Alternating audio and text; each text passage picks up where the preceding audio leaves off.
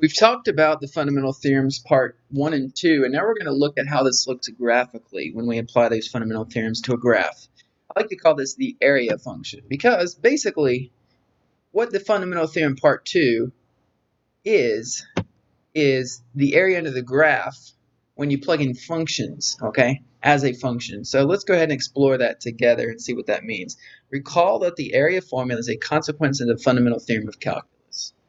Basically what we're saying is when you go from we're going to start with a constant at the bottom. You can use a variable as well. Let's zoom in here a little bit. What the fundamental theorem is actually an area under the graph as a function. So big A of x. So let's talk about that. So if you start out with a constant for the lower limit and you make the upper limit an x, which means a variable, what it basically means is you're finding the area under the curve of the function from a to x. As that x changes, the area changes. And therefore, what we have then is a function with the upper limit being a variable. Okay? So what it means is the signed area under the function of f of t from a constant value, which is the lower limit, to a variable x. The variable, although usually greater than a, can be less than a.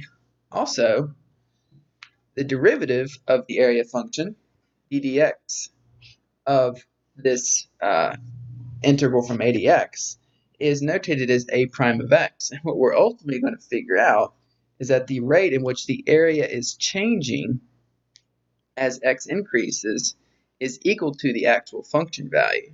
Now that's pretty crazy. The consequence of this statement is beyond mind-boggling. In short, it says that the rate at which the area under the graph of f of t is changing from a constant value a to a variable x is equal to the function value itself. Okay, we're going to look at an example in a second, but before we do that, I want to open up GeoGebra and look and see what this looks like graphically. So here we have the function f of x equals square root of x. And what we're saying to start out with is that the area of this function from 0 to x will be defined as the integral from 0 to x of square root of x, right? And we could use the reverse power rule. It'd be, x to the 3/2 divided by 3/2, so 2/3 x to the 3/2, and you plug that number in to get the area. Okay, so the second part we have here is for a particular number, so it makes a little bit more sense. So for example, let's just go to, let's say, we'll go to 1 for now. Okay, so the area under this function from 0 to 1, right, is equal to 0.67, all right? Now if we move that a little bit more and go to 2, the area under this function, square root of x, from 0 to 2 is 1.89. What the fundamental theorem says and what the area function says has to do with the rate in which this area is changing. So if I drag my x value down here, and I drag it, let's say, from 0 to 1, I can see that as I drag it to the right, as x increases, we can see down here, okay, the area is also increasing. What the fundamental theorem really means graphically is what is the rate in which this area is changing. In this case, it's increasing. And here we see the answer is 1.58 units squared at 2.5, which happens to be the y value. The y value is 1.58, and that tells us that's the rate in which this area is changing. What it really means is at x equals 2.5, for example, every increase in unit x, so let's just say it's meters, for every 1 meter increase, this area will be changing at a rate of 1.5 meters squared area, or feet, or whatever.